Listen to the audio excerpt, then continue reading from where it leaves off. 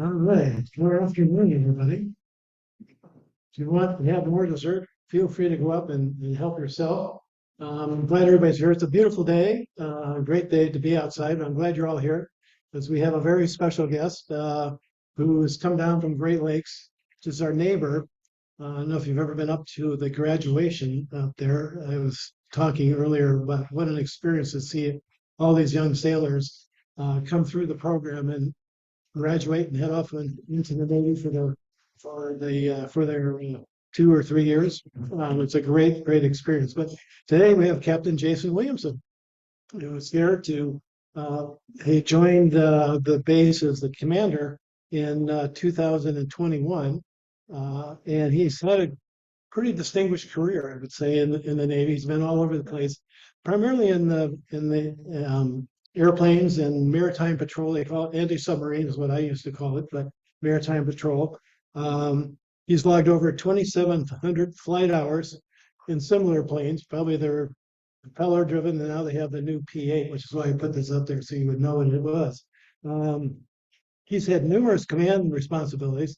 Most recently, he was deputy commander of the Task Force 72 in Japan. He's also led the Patrol Squadron 45 in the 6th Fleet, which is here. He's been an instructor pilot. He's served with the Chief of Naval Operations at the Pentagon. So he's been all over the place. So he's going to share what's going on up in the Great Lakes with the 39,000, I guess, graduates that they have up there and all their different training commands that they've got. So welcome to Captain Williamson. No, they could be, but if you stay kind of here, Okay. that'd be good. So I'll keep the mic here just in case is anybody joining us virtually here, but if I hold it, Yeah, that's good. my hand will start to shake. So I won't hold it. I did bring some slides. It's not meant to be the script, but I will. It's been nice talking with somebody, so it'll help shape some of what I want to talk about. First off, very excited to be here. COVID is behind us, and so for the last 2.5 years, this was part of the reason why I wanted to come to be an installation commander. It's because you get to help form a lot of that community with your installation. And I grew up in South Dakota. My wife and 2 boys are actually driving right now to go there. They've got their hunter safety course this weekend so that they can officially do South Dakota pheasant hunting this year. And that leaves me with my German Shorthair pointer. It's just her and I this weekend. So North Chicago Days Parade tomorrow. I'll go sweat with that for a little bit, but very excited to be here. I have been in around the Valencia Club a couple times. My kids did go to school across the street, so I'll be able to share a couple stories with what they had said. Yeah, Dad, it's big tall ceilings and dark wood. So a little short story. That airplane there is the second P8 that the fleet had after we transitioned from the P3 to the P8. The story behind that airplane is that airplane right there was the bane of my existence for 2 years in command because it didn't fly while I owned it. Because it was the second P8, it got flown very much those first 2 years as we were slowly getting airplanes delivered. So in command, I was getting a new airplane about once a month. And that was the old reliable for 2 years of every new P8 pilot flying. So I owned it and it sat on the ramp as I tried to get parts to fix it after it being one of the first ones. But old 429, I had flown that airplane once on a check flight because I was like, it's not going to sit there when I turn over. We're getting that plane flying again. But Patrol Squadron 45, that was one of my tours flying the airplane. So having an opportunity to come out and just to talking with you briefly, I think many of you have a lot more knowledge about Great Lakes than a lot of the audiences that I do get an opportunity to talk to, whether it's Lake Bluff, Lake Forest, Hawthorne. I do try to do parades and civic events, and some folks, and believe it or not, in Lake Bluff will say, "There's a Navy base." Yeah, there is. And tonight I've got 16,000 sailors sleeping behind that fence. So uh, this presentation does kind of cover the highlights, but more importantly, uh, I do want to answer any questions you have, give a little bit on where we're going, where we've been, and then you may lead me to some of those questions. So Naval Station Great Lakes is now the only boot camp for the Navy. That happened in the early 2000s as we consolidated from San Diego and Orlando into one location. And that was our last large recapitalization effort, construction effort at Great Lakes. We're about 60% of my buildings were completely brand new. And now 23 years later, they're at about their half-life. So we're advocating right now for some additional things to come to Great Lakes. And I do have one slide that'll cover where some of that is. Heard a couple folks say that they did get to experience boot camp. So what I have here is a picture. It's a COVID picture. We have been doing boot camp graduation, recruit graduation, for about the last 2.5 years after about a year break of no families come to graduation. So today we had 1,911 mothers, fathers, girlfriends, uncles. I have a T-shirt for every variety that comes to visit that I try to sell. But we do all indoors. We do have a drill hall there that's, fire capacity is over 6,000, and that doesn't include the 1,000 recruits on the floor there. So that is one of our primary missions there at Great Lakes, besides additional training that I'll cover in a second. So my staff, our span of influence is a little bit more than just the Great Lakes. We do cover some of the facilities that are down at the former Army base, Fort Sheridan. And then we still have a little bit left down at the old Naval Air Station, Glenview. I still have some homes down there. We're still working on a couple things there. But from Great Lakes to Glenview is where my security forces, kind of their jurisdiction as we cover that. Who's been up and near the base? Most of you. So, the shoreline that we have is about 2 miles as we look from the top of the border with Lake Bluff, and that goes all the way to the north where the Navy used to have a rifle range, but now the FBI has that property to the north. And we span almost all the way to Highway 41, so about 1,800 acres, and most of it is focused in the enclaves that support our different types of training, because we want to keep the recruits separate from those that are getting processed for arrival, from those that have already graduated. So that is one. A lot of my peers have the luxury of their installation commander, and you come in the front gate and the whole base is behind the one gate. Great Lakes, we've got a lot of little parts, so it does divide us up.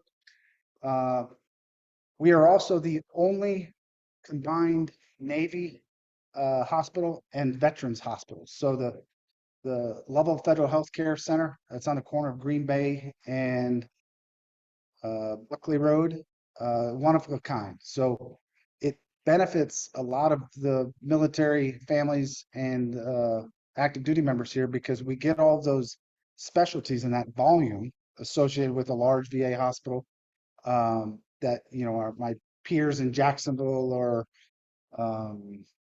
Norfolk. They don't, with the modern Navy medicine, they don't always have all those specialists in one area. So that is a plus for us. And then it allows for a lot of the corpsmen that come here as well to support both the boot camp and the A school students and get the experience at a large hospital. One thing that I do want to mention that is coming soon to Great Lakes is our family housing was privatized in the early 2000s. Within our family housing area, the North Chicago School District, District 187, they have a public school on military property. This last year, we were just accepted into a grant program where the DoD is going to fund 80% of a new school. So we're partnering with the District 187 and the design. But that will be a big thing for our local military community, is getting a new school right there. The district has already delivered and is using the new Neo Math and Science School through their partnership with AppD there. So a lot of good things coming to the area around Great Lakes.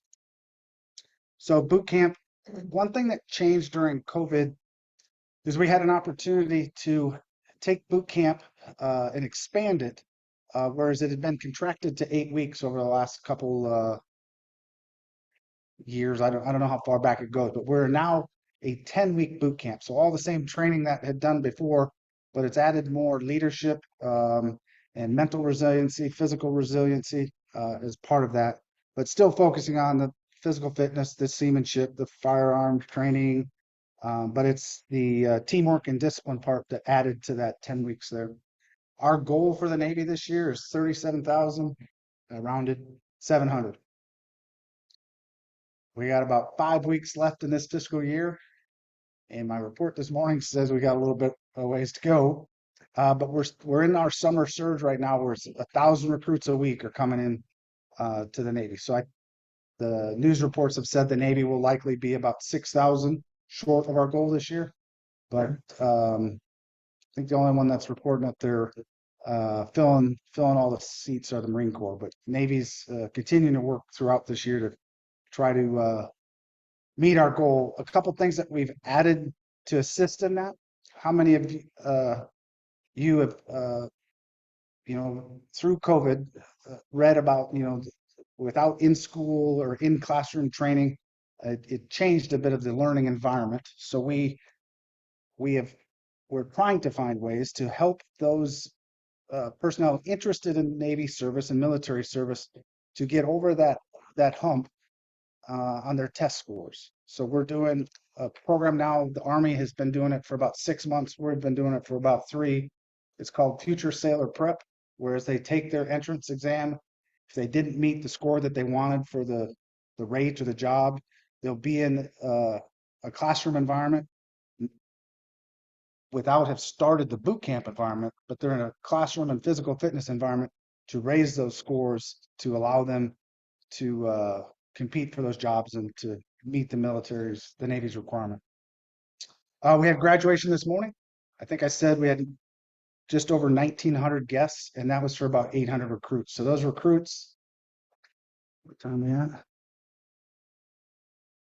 They're not free yet. By 1 o'clock today, in about 20 minutes, they will have checked out of their barracks. Their drill instructor would have given the final instructions to them. About 40% of them will take their sea bags, and we're loading them in a bus now. We've gotten a little soft. We don't march them over, but they'll come to the main side of the base if they're doing their follow-on surface training. And there's a good portion of, if you were to go to O'Hare this afternoon, some of them will be getting on an airplane and going to Pensacola, Texas, where else? Meridian, Mississippi. And that is for their apprenticeship, their first school, before they would go off to their first command. So that's the part, as I talk about the mission at Great Lakes, that some folks don't get that, don't have the same appreciation for, because it's not as, there's not as much pomp and circumstances as there is with graduation. And that's the apprentice school. So most of our aviation apprentice training is done in Pensacola, Florida. Our submariner training, a lot of that is focused in Groton, Connecticut.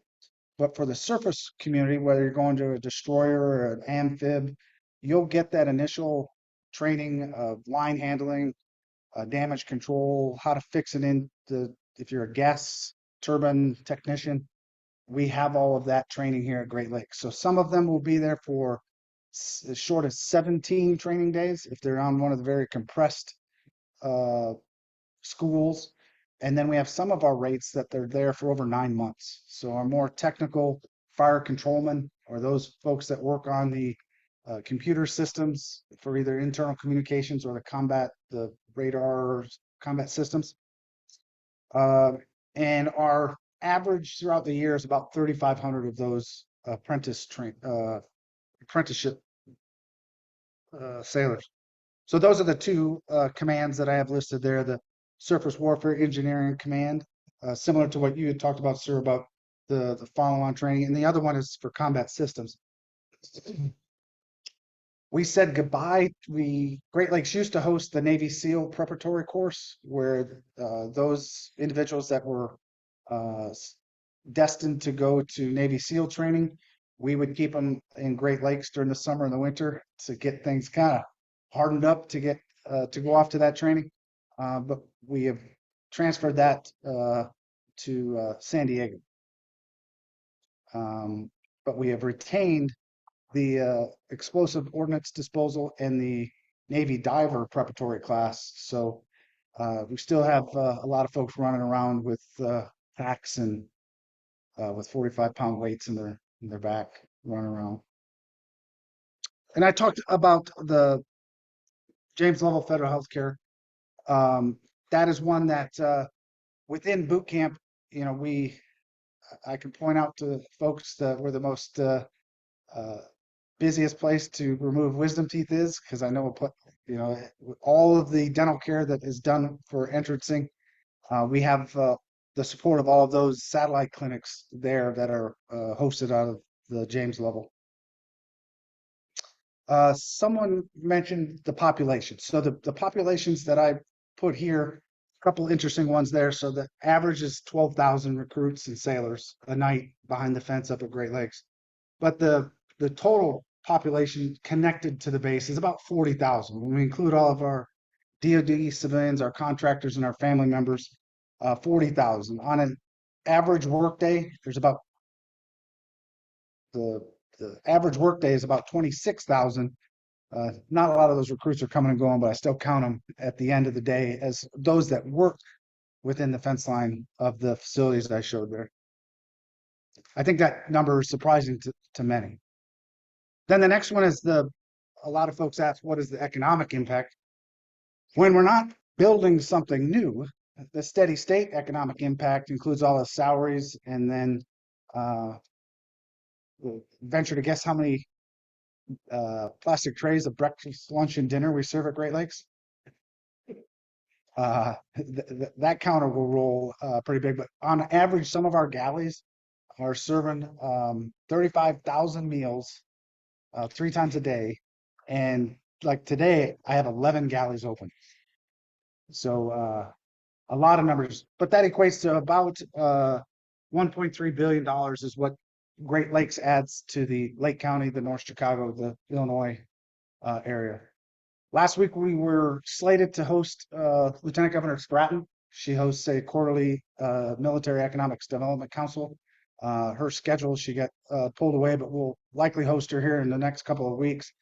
But Great Lakes, although within our boundaries, we've become more efficient, and we are, you know, there are buildings that are not original that are slated for demolition. So there are a couple initiatives that we're doing to see how we can do public-private partnerships, how we can do local government partnerships to bring some of that onto the base, whether it's inside a fence line or outside a fence line, because that number there of 1.3, we think there's some more there.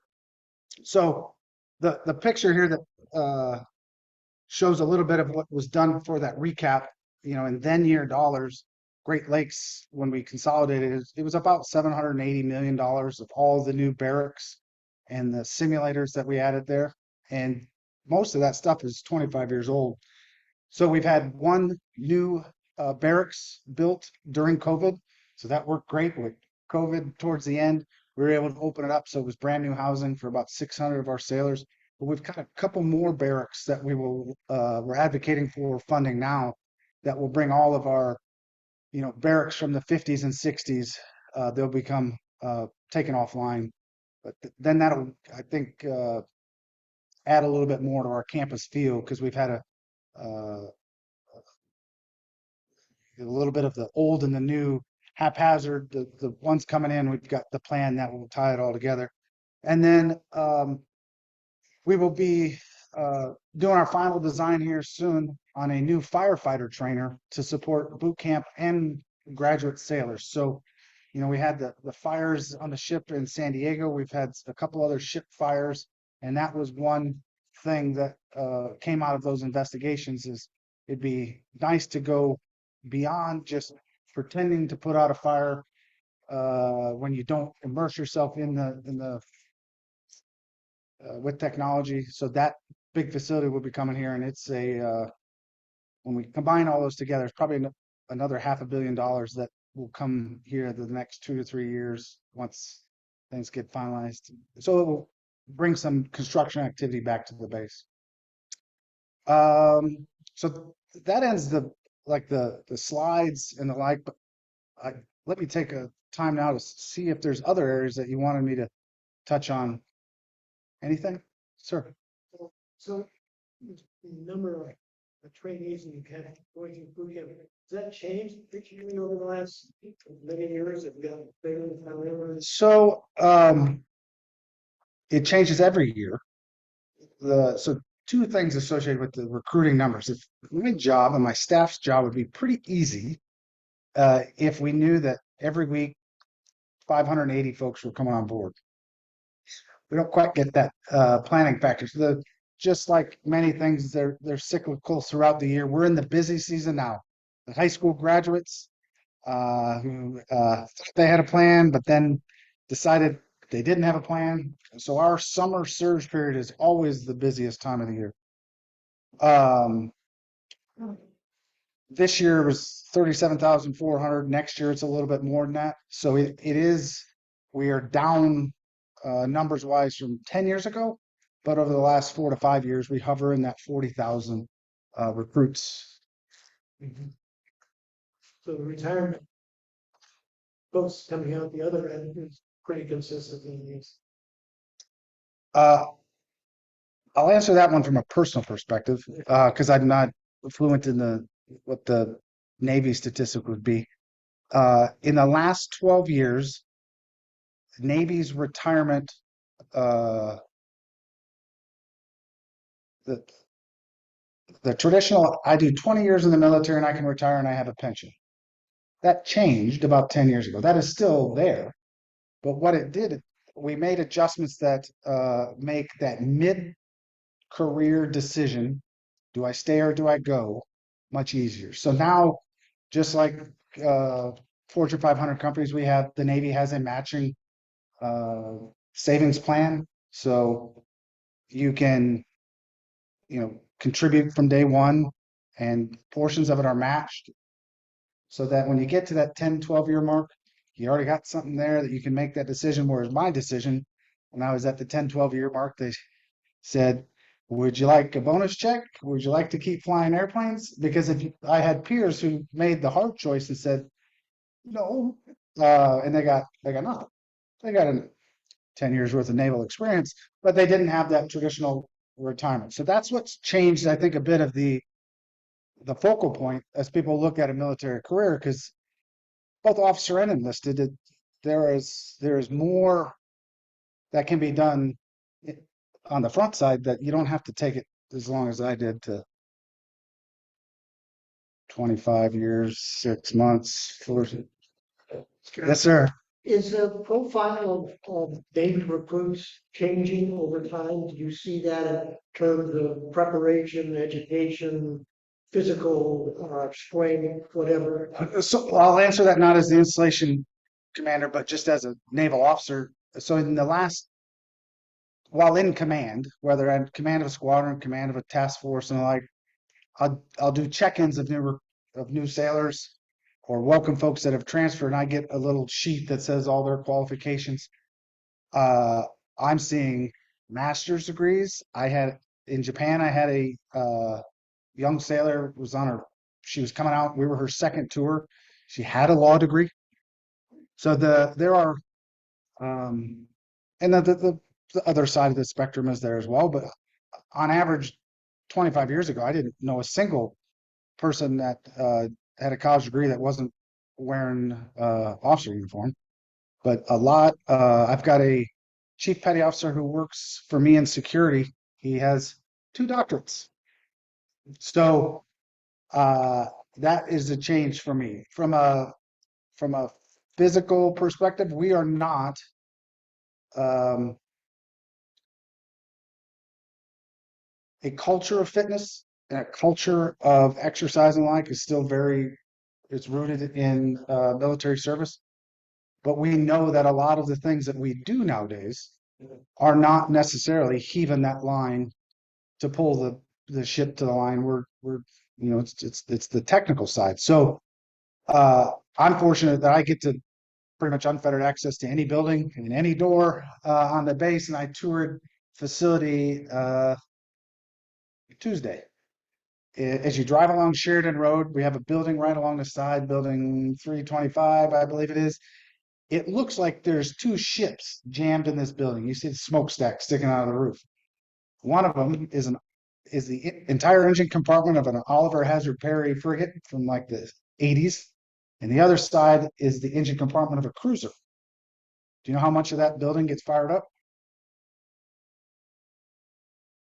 Zero. It's all done now with VR goggles, and so they're able to get that same, instead of immersion into a hot, sweaty, steamy, noisy whole building vibrating, they can get that same tour of what makes the whole system work, and then we're using the engine rooms as then that final tactile. Oh my gosh, this is reduction gearbox the size of the room, so that changes a bit of the flavor of what we're enticing.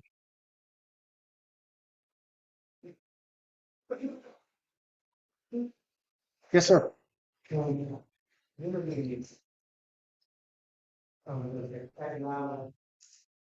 point of view in China and the US, on if somebody was to do that, figure how long their impact is but in the year around and what would end up being your So I'll answer the capacity part too, or first.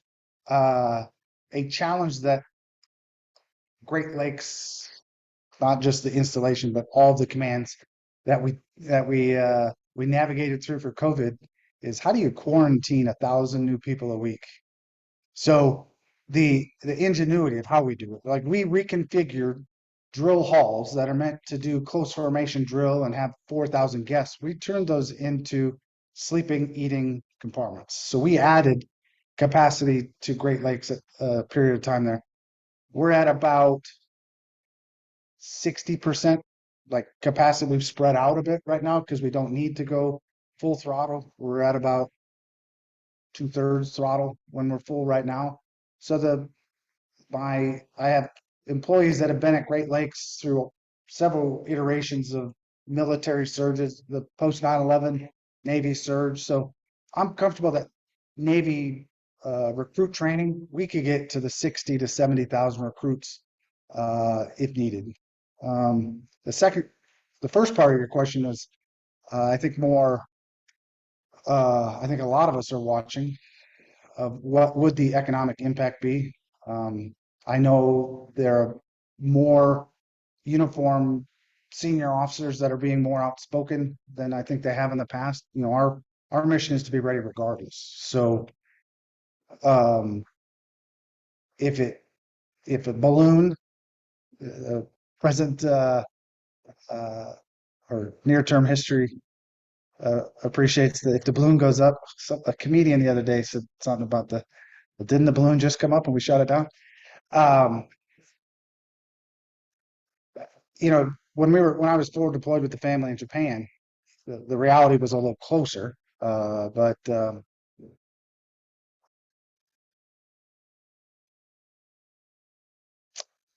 would not be a good day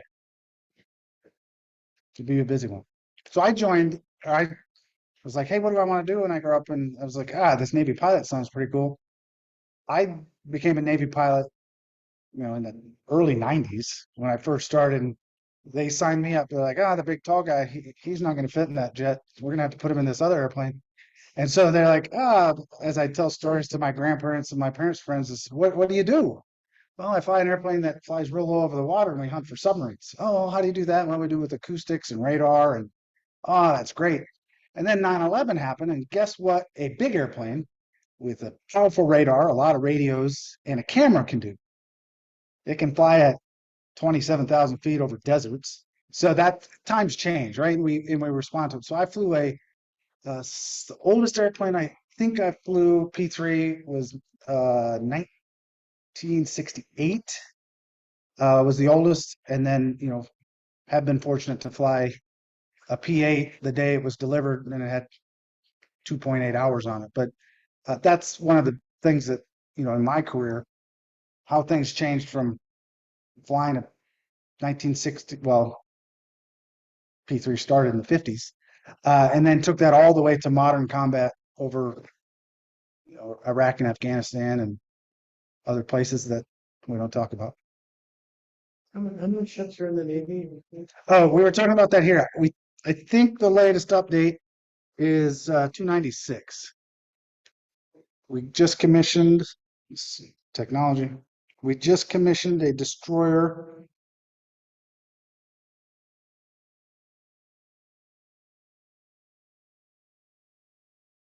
Ooh, Need more. well, we need more. We need more P8s.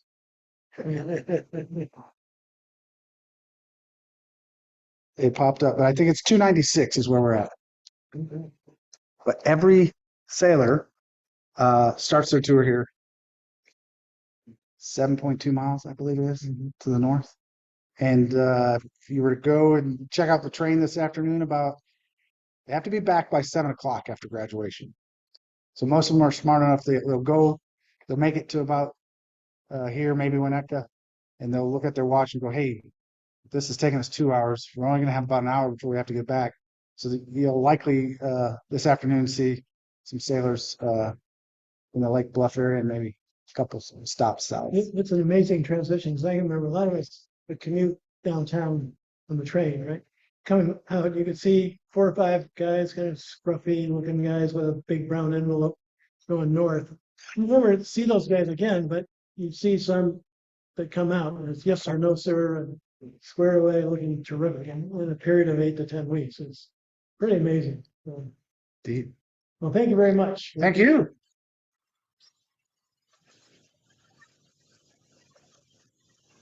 Good job. Thanks, everybody, and appreciate you coming. It popped up on my email.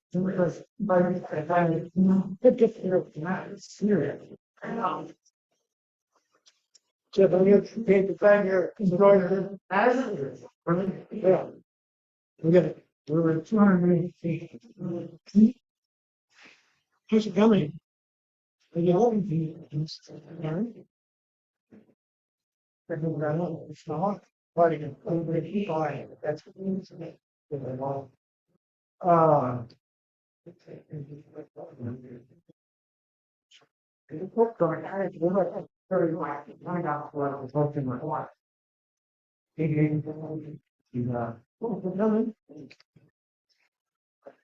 it's possible the destroyer is now more than a house. Going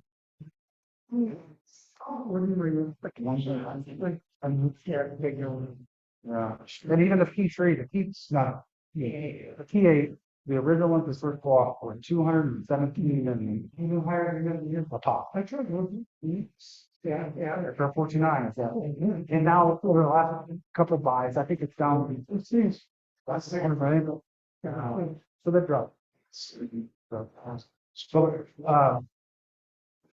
5 squadron, we had 6 P8s and we were going, we could do twice as much in half the time. We could get us there. If we wanted to choose something 24 hours a day, you could go on a 737, you're going. Whereas the P3 one, so I can hear my back is shot. Good. Yeah, that's of course. You got some identification of when I told you we're looking at a company that's actually doing some of this about development to check out each school and if you could help, you do it, yeah. So I put on these schools. I was at the electronic UT, so it's what